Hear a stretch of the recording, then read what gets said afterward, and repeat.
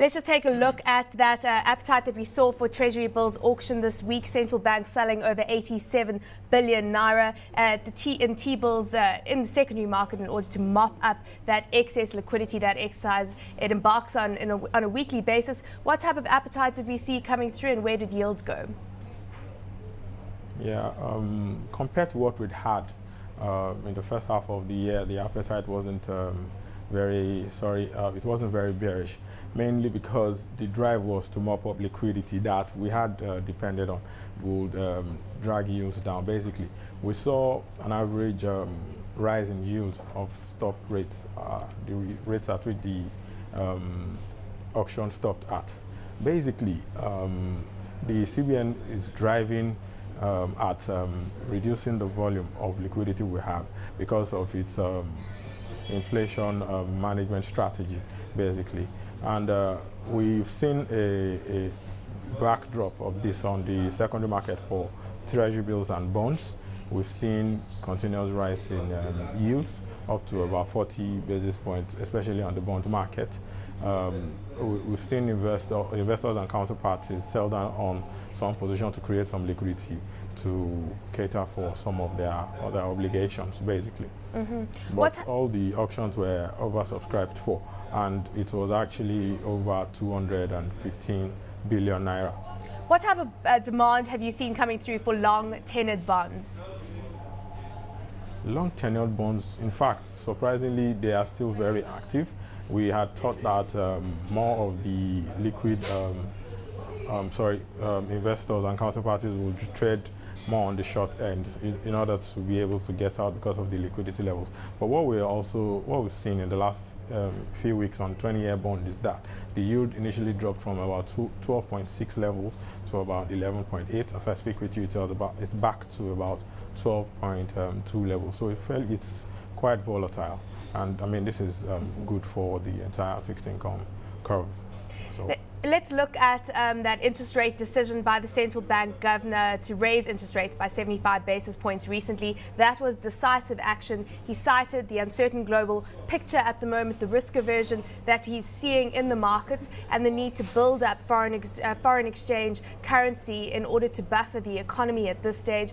Has his decision to increase rates by so much had the desired effect of increasing the foreign portfolio inflows into the bond market? Okay, what we've seen basically, we've not had direct impact of FDIs coming into the market, even though we anticipate that happening. But we've seen yields trending back up, and then this makes these yields very attractive. And the more attractive they get, I mean, you expect investors to start looking that side. Globally, we're seeing stock markets go down, international markets, and some of the investors in the Nigerian Stock Exchange who have positioned will, of course, try to sell their profitable positions and then invest in some more secured, low-risk securities. So these are parameters we're looking at to drive the fixed income market, basically.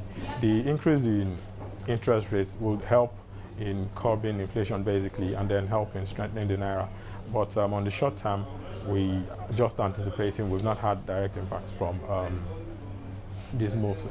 We've seen the naira weakening up today, trading above that 153 level. Is it closely tied to what's happening on the global scene and closely tied to where oil is? We saw oil retracing all the way back to $104 a barrel earlier today. Yeah, the drop in oil is a major factor, and then the Nigerian reserve itself has dropped from about 34.5 billion to about 32.5. Basically, we saw the government issue a lot of federal allocations in the last 2 weeks to clear up some of the obligations. Basically, ministers had been sworn in for the month of May/June, and then now we're seeing government kick into action on projects they plan to implement. So as this money is coming, of course, it's putting pressure on the naira, basically, because there's more naira to chase on the dollar, basically. And then it's summer.